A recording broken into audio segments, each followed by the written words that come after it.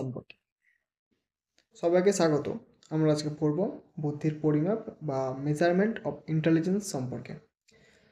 অর্থাৎ বুদ্ধিকে আমরা কিভাবে মাপব, অর্থাৎ একজন ব্যক্তির বুদ্ধি কার বুদ্ধি বেশি থাকে, কার বুদ্ধি কম থাকে, বা কত বেশি থাকে বা কত কম থাকে, এই বিষয়ে আমরা কি করে বুঝবো আর কি করে পরিমাপ করব, আর বিজ্ঞানসম্মত উপায় কিভাবে পরিমাপ করব, এই বিষয়ে আমরা আজকে আলোচনা করব। আমরা কি জানি যে বুদ্ধি একটা বিমূর্ত বিষয়। বিমূর্ত মানে কি, যে বুদ্ধিকে না ছোঁয়া যায়, না দেখা যায়, কে বুদ্ধিকে কোনো পঞ্চ ইন্দ্রিয় দ্বারা অনুভব করা সম্ভব। যেহেতু বুদ্ধি শুধুমাত্র একটা ধারণা, কোনো মূর্ত বিষয় নয়, সেই কারণের জন্য বুদ্ধি নিয়ে বা বুদ্ধির স্বরূপ নিয়ে বিভিন্ন মনোবিদদের মধ্যে বিভিন্ন মতভেদ দেখা যায়। মানে কি, বুদ্ধির স্বরূপ বলতে কি বোঝাচ্ছে? মানে হলো যে বুদ্ধি কোথায় থাকে, কীভাবে কাজ করে, কি কি কাজ করে, এই সমস্ত বিষয়ে বিভিন্ন মনোবিদ বিভিন্ন মতবাদ পোষণ করেন। আর এই বিভিন্ন মতবাদের মধ্যে বিভিন্ন মতবাদ থাকার জন্য তাদের মধ্যে বিভিন্ন মতবিরোধ দেখা যায়। কিন্তু যে বিষয়কে কেন্দ্র করে মনোবিদদের মধ্যে কোনো মতবিরোধ নেই, সেটা হলো যে বুদ্ধি একটা পরিমাপযোগ্য বিষয়। মানে কি, যে বুদ্ধিকে যে পরিমাপ করা যায় এই বিষয়ে কারোর কোনো সন্দেহ নেই। আমরা নর্মালি যদি দেখি তাহলে আমরা বুদ্ধিকে পরিমাপ করতে পারি, একটা নর্মাল ব্যক্তিও বুদ্ধিকে পরিমাপ করতে পারে। কি করে? ধরো, যদি আমরা একজন ব্যক্তিকে দেখি যে ব্যক্তি খুব সহজে কোনো একটা সমস্যার সমাধান করতে পারে, খুব সহজে কোনো নতুন জিনিসকে শিখতে পারে, বা অনেক ইনফরমেশন সেই ব্যক্তি মনে রাখতে পারে, এরকম ব্যক্তি যদি আমরা দেখতে পাই তাহলে আমরা কি বলি, যে এই ব্যক্তি খুব বুদ্ধিমান। বিপরীতে যদি আমরা একজন ব্যক্তি দেখতে পাই যে ব্যক্তি এই জিনিসগুলো করতে পারছে না, অর্থাৎ সে খুব সহজে কোনো একটা সমস্যার সমাধান করতে পারছে না, কোনো জিনিস শিখতে তার অসুবিধা হয়, বা অনেক ইনফরমেশানকে সে মনে রাখতে পারে না, বা যাবতীয় ধরনের মানসিক কাজ বা যেগুলো সে করতে পারছে না, যখন আমরা দেখতে পাচ্ছি তখন আমরা কি বলছি, যে এই ব্যক্তি বুদ্ধিমান নয়। তাহলে আমরা নর্মালি বুদ্ধিকে বিচার করতে পারি বা পরিমাপ করতে পারি, বলতে পারি যে এই ব্যক্তির তুলনায় এই ব্যক্তি কম বুদ্ধিমান। কিন্তু আমরা যেটা পারি না সেটা হলো এক্স্যাক্টলি বলতে পারি না যে কোন ব্যক্তি কত বুদ্ধিমান, বা এর থেকে বি ব্যক্তি কত বেশি বা কত কম বুদ্ধিমান, বা কোনো স্কেল অনুযায়ী আমরা জিনিসটাকে বিচার করতে পারি না। সেই জিনিসটা করার চেষ্টা করেছিলেন কারা? বিভিন্ন মনোবিদ, যেমন বিনে, সিমো, ওয়েস্টলার, টারম্যান, এই ধরনের বিভিন্ন মনোবিদ যারা ছিলেন, তারা বুদ্ধিকে পরিমাপ করার জন্য বিভিন্ন স্কেল বা অভিক্ষা বানিয়েছিলেন। কিন্তু তাদের বুদ্ধিকে পরিমাপ করার পিছনে মূল উদ্দেশ্য কী ছিল, কী কারণের জন্য তারা বুদ্ধিকে পরিমাপ করতে চেয়েছিল, বা বলতে গেলে বুদ্ধিকে যদি আমরা পরিমাপ করি তো আমরা অ্যাকচুয়ালি কী পাবো, আমাদের কী লাভ হবে তাতে? তো সেটা হলো যে আমি তিনটে বিষয় সম্পর্কে বই থেকে দেখেছি, তো তিনটে বিষয় সম্পর্কে আমি পড়াচ্ছি। তিনটে বিষয় বা তিনটে মূল উদ্দেশ্য আমরা পূরণ করতে পারবো। এক নম্বর হলো শিক্ষাগত পারদর্শিতা সম্পর্কে পূর্বাভাস, যে একজন ব্যক্তি কত শিক্ষিত হতে পারে, একজন ব্যক্তির শেখার দক্ষতা কতটা, সেটা সম্পর্কে আমি জানতে পারবো। তাতে লাভ কী হবে?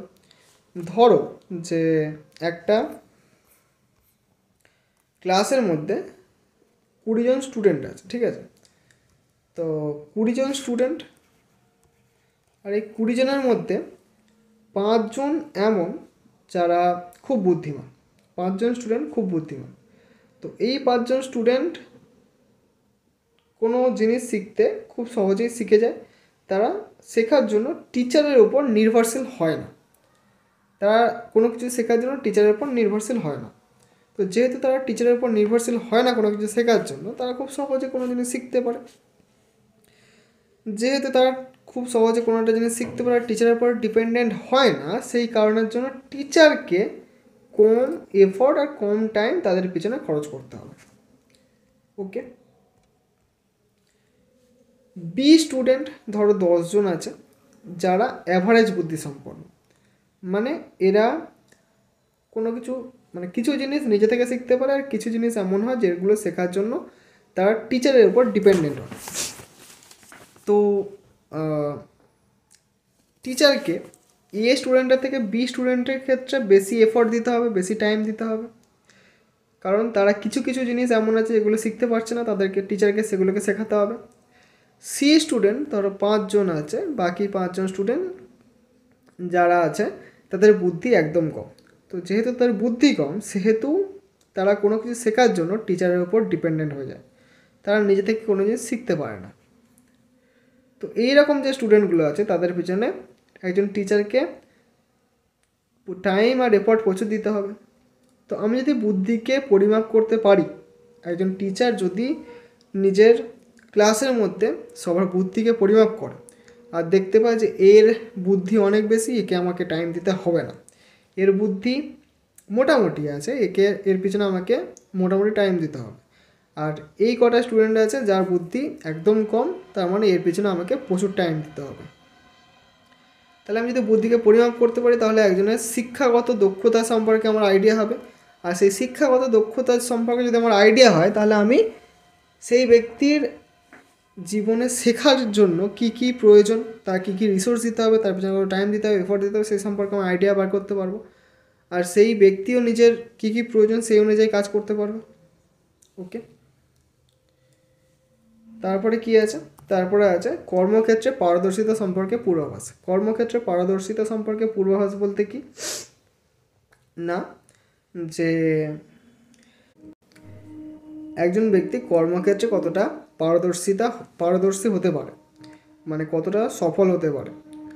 মানে ধরো একজন ব্যক্তি যার বুদ্ধি অনেক বেশি, সে কী করবে, সে কোনো কাজ সহজেই শিখে যাবে, সে এমন ধরনের কাজগুলো করতে পারে যেগুলো অনেক জটিল, যেগুলো করতে অনেক বুদ্ধির প্রয়োজন হয়, সে সমস্যা সমাধান করতে পারে, সে রিজনিং করতে পারে, সে ম্যাথামেটিক্সে ভালো হবে।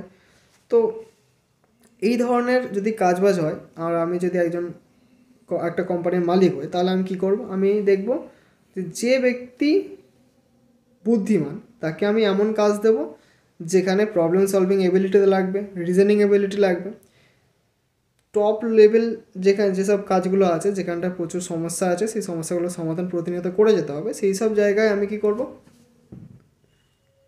এই ধরনের ব্যক্তিদের নেব যাদের বুদ্ধি অনেক বেশি। অপরদিকে যেসব কাজের ক্ষেত্রে বুদ্ধি কম লাগছে, সেখানটায় আমি এমন লোকদের নিচ্ছি যেখানটায় যাদের বুদ্ধি কম আছে। তাহলে কি হচ্ছে, সবাই কাজ পাচ্ছে। আবার কি না, একজন ব্যক্তি কী ধরনের কাজ করবে, কোন ধরনের কাজ করলে সে সফলতা পাবে বা সফলতা পাওয়ার চান্স বেশি থাকবে, সেটা কি করে বুঝবো। আমি যদি একটা স্টুডেন্ট হই, মানে আমি একটা স্টুডেন্টই, যদি আমি একজন ব্যক্তি যে জানতে চাইছি যে আমার কোন ফিল্ডে গেলে আমি সাফল্য পাবো, তা আমি কি করব, আমি দেখবো যে কোন ফিল্ডের প্রতি আমার বুদ্ধি ভালো আছে। আমি মাল্টিপল ইন্টেলিজেন্সের যে অভিক্ষা হয় সেটা দিয়ে আমার নিজের টেস্ট করিয়ে দেখব যে কোন ফিল্ডে আমার ভালো বুদ্ধি আছে, আমি সেই ফিল্ডটাকে চুজ করবো, সেই ফিল্ডের দিকে আমি পড়াশোনা করব বা সেই ফিল্ডে আমি কাজবাজ করব, যার দরুন আমি সেই ফিল্ডে খুব সহজেই সফলতা পেয়ে যেতে পারি। নিজের ফিল্ডটাকে চুজ করার জন্য বুদ্ধি অভিক্ষাকে মানে নিজের বুদ্ধির পরিমাণকে দেখবে কোন দিকে তার বুদ্ধির পরিমাণ কতটা আছে। ওকে, তো এইভাবে আমরা বুদ্ধির পরিমাণ করে কাজে লাগাতে পারি। তারপর আছে যে 3 নম্বর, ব্যক্তির সাধারণ স্বাস্থ্য ও সঙ্গতি সম্পর্কে জানা। মানে কি, ব্যক্তির সাধারণ স্বাস্থ্য আর সঙ্গতি মানে মানিয়ে নেওয়ার ক্ষমতা। কি বলছে যে সঙ্গতি এখানে কী বোঝাচ্ছে, যে একজন ব্যক্তি কতটা মেন্টালি রিটার্ডেড, কোনো ব্যক্তি কি মেন্টালি রিটার্ডেড এর সম্পর্কে আমাদের জানতে পারছি। মেন্টালি রিটার্ডেড মানে কি, মেন্টালি রিটার্ডেড মানে হলো যার বুদ্ধি একদম কম তাকে আমরা মেন্টালি রিটার্ডেড বলি। যেমন সাধারণ যে কাজবাজগুলো হয় দিনের, সেই সমস্ত কাজবাজগুলো করতে গিয়েও এই ধরনের ব্যক্তিরা অন্যের ওপর ডিপেন্ডেন্ট হয়। তো এই ধরনের যেসব ব্যক্তি আছে, সেই ধরনের ব্যক্তিদেরকে চিহ্নিত করা, এবার চিহ্নিত করার পরে আমি দেখবো যে সেই ব্যক্তি কোন কোন কাজগুলো মানিয়ে নিতে পারছে বা প্রকৃতির সাথে কোন কোন জিনিসগুলোর সাথে মানিয়ে নিতে পারছে। আমি দেখবো যে যেগুলো মানিয়ে নিতে পারছে তাহলে সেগুলো ঠিক আছে, আর যেখানে মানিয়ে নিতে পারছে না আমি দেখবো যে সেখানটায় কোন কোন সাহায্য বা কোন কোন কেয়ারগুলো যদি আমি নিই তাহলে সেই ব্যক্তি সেই জায়গায় অতটা যোগ্য হতে পারবে যে সে নিজের লাইফটাকে নর্মালি লিড করতে পারবে, একটা নর্মাল লাইফ লিড করতে পারবে। ওকে, তো একজন ব্যক্তি নিজের লাইফে কী কী বিষয় মানিয়ে নিতে পারে, তার কি কি কোনো হেল্প লাগবে বা সোশ্যাল কেয়ার লাগবে কিনা, আর কোন কোন জায়গায় তাকে হেল্প করতে পারলে সে নর্মাল লাইফ লিড করতে পারবে, এই সমস্ত বিষয় আমি কি করতে পারছি, জানতে পারছি। তো আমি যদি বুদ্ধির পরিমাপ করতে পারি তাহলে আমি এই সমস্ত বিষয় সম্পর্কে জানতে পারবো। এক, শিক্ষাগত পারদর্শিতা জানতে পারবো, পূর্বাভাস পেতে পারি, মানে আগে থেকেই আমি জানতে পারছি সে কত শিক্ষিত হতে পারে বা কী কী বিষয় মানে তার জানার দক্ষতা কতটা আছে। কর্মক্ষেত্রে পারদর্শিতা সম্পর্কে পূর্বাভাস পেতে পারি, আর ব্যক্তির সাধারণ স্বাস্থ্য সঙ্গতি সম্পর্কে জানতে পারি। অতীতে বুদ্ধির পরিমাপের কিছু পদ্ধতি। বুদ্ধি এমন নয় যে শুধুমাত্র এখনই বুদ্ধি সম্পর্কে আলোচনা করা হচ্ছে বা বুদ্ধির পরিমাপ করার চেষ্টা করা হচ্ছে। বহু যুগ ধরে বুদ্ধির পরিমাপে করার চেষ্টা করা হয়েছে, ঠিক আছে।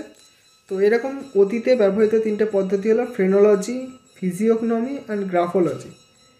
গ্রাফোলজি এটা হয়তো তোমরা শুনেছো, যেখানটায় কি করা হয় যে একজন ব্যক্তির হ্যান্ড রাইটিং, যে রাইটিং স্টাইল হয় তাকে দেখা হয়, আর সেটা দেখে বিচার করা হয় যে সেই ব্যক্তি কতটা বুদ্ধিমান। শুধুমাত্র বুদ্ধিমান এটাকে বিচার করা হয় না, আরও অনেক কিছু বিচার করা যায়, যেমন সেই ব্যক্তির মেন্টাল স্টেট কেমন চলছে, সেই ইমোশনালি কতটা ক্ষতিগ্রস্ত হয়েছে বা তার ইমোশনাল স্টেট কেমন আছে, তার পার্সোনালিটি সম্পর্কে আইডিয়া পাওয়া যায়, বিভিন্ন জিনিস সম্পর্কে আমরা আইডিয়া পাই তার হ্যান্ড রাইটিংকে দেখে। যদিও এগুলো সায়েন্টিফিক বেসিস কম আছে, সায়েন্টিফিক ভিত্তি নেই কোনো, বা খুব কম ভিত্তি আছে। তারপরে কী ছিল, তারপরে ছিল ফ্রেনোলজি, আই থিঙ্ক সো। এক নম্বর ছিল ফ্রেনোলজি, ঠিক আছে, ফ্রেনোলজি।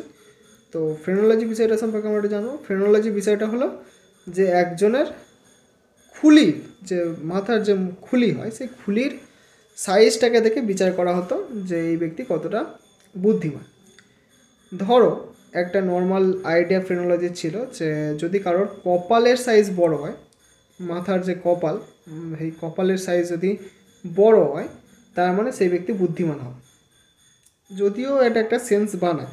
কীভাবে সেন্স বানায়, যদি কারোর কপালের সাইজ বড় হয় এই অংশটা, তার মানে এই অংশটা কী হয়, এর মধ্যে যে ব্রেন আছে এইটুকু পোর্শনে, সেটা আমাদের যে মানসিক ক্রিয়া করার ক্ষেত্রে কাজে লাগে, ঠিক আছে। এবারে যদি এই অংশটা বড় তার মানে কি, এর মধ্যে ব্রেনের সাইজটা বড়, এখানে ব্রেনের সাইজটা বড় মানে এর মধ্যে নিউরন বেশি আছে, যেহেতু এখানে নিউরন বেশি আছে তার মানে মানসিক যে কাজবাজগুলো এখানে ভালো হচ্ছে, তার মানে কি বলতে পারছি যে বুদ্ধি আছে, মানে তার বুদ্ধি বেশি, ঠিক আছে। তো এইভাবে একটা ইনডিরেক্ট রিলেশন বানিয়ে আমরা বলতে পারি যে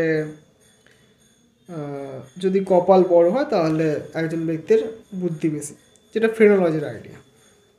নামটাকে মনে রাখবে, ফ্রেনোলজি।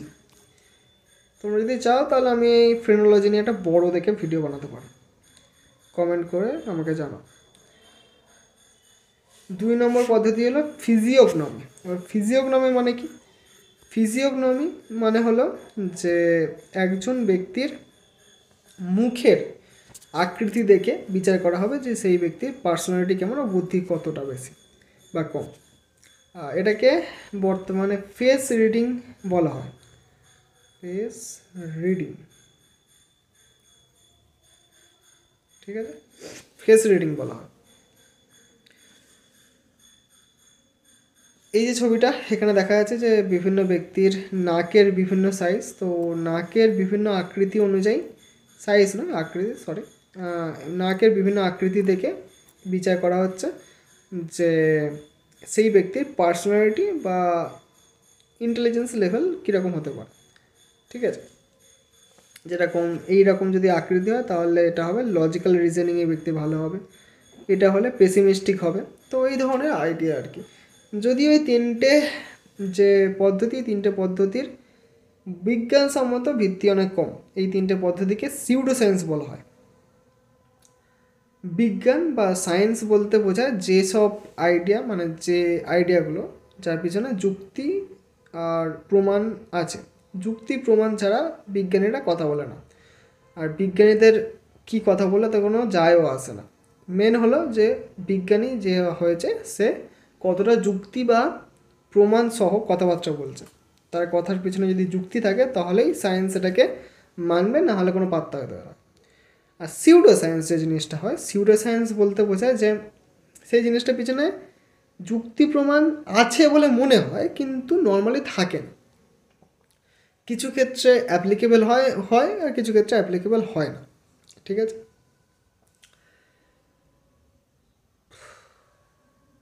তারপরে চলো, এটা হয়ে গেল আমাদের আগে যে পদ্ধতিগুলো ব্যবহার করা হতো সেই সব সম্পর্কে আমরা আলোচনা করলাম। এবার আমরা পড়ব কি না, বুদ্ধির অভিক্ষার শ্রেণীবিভাগ। প্রথমে তো জানবো যে বুদ্ধি অভিক্ষা জিনিসটা কি। তো বুদ্ধি অভিক্ষা জিনিসটা কি? বুদ্ধি অভিক্ষা হলো যেটার মাধ্যমে আমরা বুদ্ধিকে পরিমাপ করব।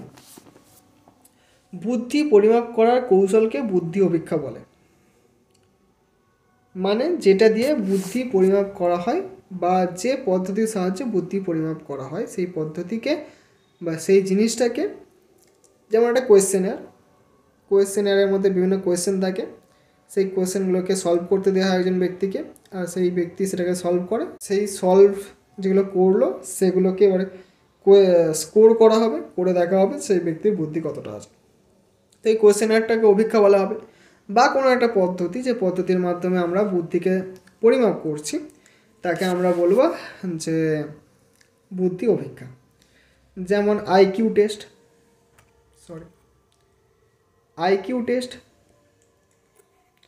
আইকিউ টেস্ট একটা বুদ্ধি পরিমাপ করার অভিক্ষা। তো বুদ্ধি অভিক্ষার ডেফিনেশনটা কি? যে বুদ্ধি অভিক্ষা হলো ব্যক্তির বর্তমান জ্ঞানমূলক কাজকর্মের সাধারণ পরিমাপ। বলছে যে ব্যক্তির বর্তমান জ্ঞানমূলক কাজকর্মের সাধারণ পরিমাপ, যে ব্যক্তি যে জ্ঞানমূলক কাজবাজ করে, বর্তমানে যে জ্ঞানমূলক কাজবাজ করছে সেটা একটা পরিমাপ করা, যা নির্দিষ্ট সময়কালে ব্যক্তির শিক্ষাগত পারদর্শিতা সম্পর্কে পূর্বাভাস দানের ক্ষেত্রে ব্যবহৃত হয়। অর্থাৎ একটা নির্দিষ্ট সময়কালে ব্যক্তির শিক্ষাগত পারদর্শিতা, মানে সে কতটা শিখতে পারে তার পূর্বাভাস আগে থেকে আমি পেয়ে যাচ্ছি। ঠিক আছে, বুদ্ধি মানে কি? তার শেখার এবিলিটি। তো আমি তার শেখার এবিলিটির পূর্বাভাস আগে থেকেই পেয়ে যাচ্ছি, এটাই হলো বুদ্ধি বুদ্ধি অভিক্ষা। তারপর কি বলছে? তারপরে বলছে যে বুদ্ধি অভিক্ষা শ্রেণীবিভাগ, মানে কয় ধরনের বুদ্ধি অভিক্ষা হয় সেই সব নিয়ে আলোচনা করব।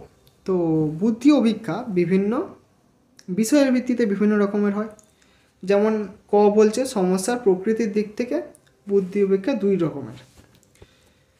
তো সমস্যার ভিত্তিতে বলতে কি, যে ধরো একটা কোয়েশ্চেনিয়ার যেটা দিয়ে আমি বুদ্ধিকে পরিমাপ করবো, অর্থাৎ একটা অভিক্ষার মধ্যে বিভিন্ন সমস্যা আছে, মানে বিভিন্ন কোয়েশ্চেন আছে।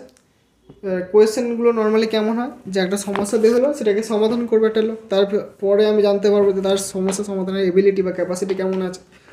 তো এই সমস্যাগুলো, এটা কোয়েশ্চেনগুলো একটা সমস্যা, এই সমস্যাটাকে সমাধান করবে।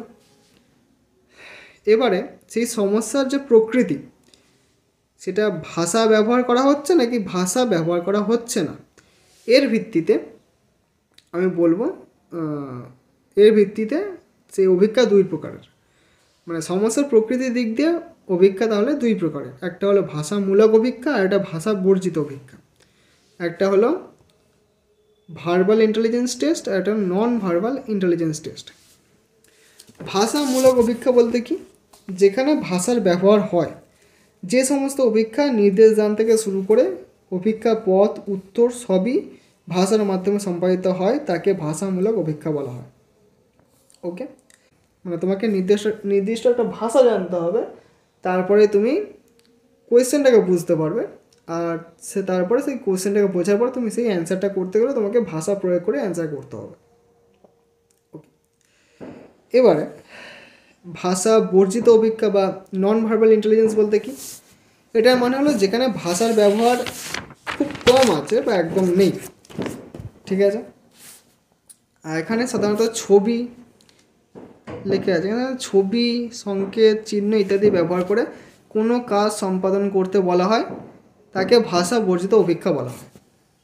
ঠিক আছে, মানে যেসব অপেক্ষাগুলোতে ভাষার ব্যবহার একদম কম থাকে বা থাকেই না, ছবি, সংকেত, চিহ্ন ইত্যাদি ব্যবহার করা হয় আর সেগুলোর মাধ্যমে কাজ করতে বলা হয়, সেটাই হলো ভাষা বর্জিত অপেক্ষা। ভাষামূলক অপেক্ষার উদাহরণ হলো বিনেসিমো অপেক্ষা, আর্মি আলফা অপেক্ষা। এই দুটো হলো তোমার ভাষামূলক অপেক্ষার উদাহরণ, বিনেসিমো অপেক্ষা আর আর্মি আলফা অপেক্ষা। আর ভাষা বর্জিত অপেক্ষা হলো আর্মি বিটা অপেক্ষা আর পাস অ্যালন অপেক্ষা। ঠিক আছে, চলো তারপরে দেখি। সংগঠনের দিক থেকে কি বলছে, যে সংগঠনের দিক থেকে বুদ্ধির অভিজ্ঞাকে দুইটিভাবে ভাগ করা যায়। একটা হলো ব্যক্তিগত অভিজ্ঞা আর একটা হলো যৌথ বা দলগত অভিজ্ঞা। একটা হলো ইন্ডিভিজুয়াল টেস্ট আর একটা হলো গ্রুপ টেস্ট। তোমরা জিনিসটাকে মনে রাখবে, সংগঠনের দিক থেকে, সমস্যার দিক থেকে আর একটা হলো মানের দিক থেকে, তিনটে বিষয়ের ভিত্তিতে অভিজ্ঞাকে ভাগ করা হয়। তো আমরা সমস্যার দিক দিয়ে জিনিসটাকে পড়লাম, এবার সংগঠনের দিক দিয়ে পড়ছি। যেটা হলো একটা হলো ব্যক্তিগত অভিজ্ঞা, মানে যেখানে একটা নির্দিষ্ট সময়ে একটা নির্দিষ্ট লোকেরই অভিজ্ঞা মানে বুদ্ধিকে পরিমাপ করা যায় অভিজ্ঞা দ্বারা। এমন একটা অভিজ্ঞা যেটা প্রয়োগ করে একটা নির্দিষ্ট সময়ে একটা নির্দিষ্ট ব্যক্তিরই বুদ্ধির পরিমাপ করা যাবে। আর যৌথ বা দলগত অভিজ্ঞা হলো একটা নির্দিষ্ট সময়ে ওই অভিজ্ঞাটা প্রয়োগ করে আমি একাধিক ব্যক্তির বুদ্ধিকে পরিমাপ করতে পারবো, সেই জিনিসটাকে বলা হবে দলগত বা যৌথ অভিজ্ঞা। ঠিক আছে, তো ব্যক্তিগত অভিজ্ঞার উদাহরণ কী আছে, বিনেসিমো অভিজ্ঞা, আলেকজান্ডার পাস অ্যালং অভিজ্ঞা। আর দলগত অভিজ্ঞার উদাহরণ আছে যে কোথায় গেল আর্মি আলফা অভিজ্ঞা, আর্মি বিটা অভিজ্ঞা। দলগত অভিজ্ঞা 1917 খ্রিস্টাব্দে প্রথম একই সঙ্গে যাতে একটি বড় দলের বুদ্ধি পরিমাপ করা যায় তার জন্য দলগত অভিজ্ঞা গ্রুপ টেস্ট প্রবর্তন করা হয়। প্রথম মহাযুদ্ধের সময় সেনাবাহিনীতে বিভিন্ন কর্মে লোক নিযুক্ত করার সময় তাদের বুদ্ধি পরিমাপ করার জন্য এই জাতীয় দুটি অভিজ্ঞার প্রবর্তন করা হয়। একটা নাম ছিল আর্মি আলফা অভিজ্ঞা আর একটা নাম ছিল আর্মি বিটা অভিজ্ঞা। ওকে, তার মানে একাধিক ব্যক্তিকে একসাথে বুদ্ধির পরিমাপ করার জন্য এই দলগত অভিজ্ঞা বা গ্রুপ টেস্টকে প্রবর্তন করা হয়েছিল। লাস্ট যেটা আমরা আজকে পড়বো সেটা হলো মান নির্ণয়ের দিক থেকে আমরা এক তো বয়স ভিত্তিক একটা অভিজ্ঞা হয় আর একটা সাংখ্য মান ভিত্তিক, যেখানে একজন ব্যক্তির পারফরমেন্সকে নির্ণয় করা হয়। বয়স মান ভিত্তিক অভিজ্ঞাতে আমরা একজন ব্যক্তির যে বয়স সেটাকে নির্ণয় করি, সেটার মাধ্যমে একজন ব্যক্তির বুদ্ধিকে পরিমাপ করা হয়। আর সাংখ্যমান ভিত্তিক অভিজ্ঞা যেখানে একজন ব্যক্তির পারফরমেন্সকে পরিমাপ করা হয় এবং সেটার ভিত্তিতে একজন ব্যক্তির বুদ্ধিকে পরিমাপ করা হয়। তো বয়স মান ভিত্তিক অভিজ্ঞার উদাহরণ হলো বিনে অভিজ্ঞার স্ট্যানফোর্ড সংস্করণ। স্ট্যানফোর্ড ইউনিভার্সিটিতে টারম্যান বলে একজন মনোবিদ ছিলেন, তিনি বিনে যে অভিজ্ঞাটা বানিয়েছিল সেই অভিজ্ঞাটাকে ভালো করে দেখলেন এবং সেটার সংস্করণ করলেন, মানে নতুন করে আবার তৈরি করলেন। সেটাকে বলা হয় বিনে অভিজ্ঞার স্ট্যানফোর্ড সংস্করণ, যেটা বয়সের ভিত্তিতে একজন ব্যক্তির বুদ্ধিকে পরিমাপ করত, যেটাকে বুদ্ধাঙ্ক বলা হয়। ঠিক আছে, বুদ্ধাঙ্ক মানসিক age by chronological age into 100 করে যেটা বার করা হয় সেটা হলো তোমার এই স্ট্যানফোর্ড ইউনিভার্সিটির আইডিয়াটা। আর যে আর্মি আলফা অভিজ্ঞা, আর্মি বিটা অভিজ্ঞা, এগুলো হলো তোমার পারফরমেন্স ভিত্তিক স্কেল। ঠিক আছে, বা সাংখ্যমান ভিত্তিক অভিজ্ঞা। The end. তাহলে আজকের জন্য এইটুকুই, আবার কোনো একটা নতুন ভিডিওতে নতুন একটা টপিক নিয়ে আলোচনা করা হবে।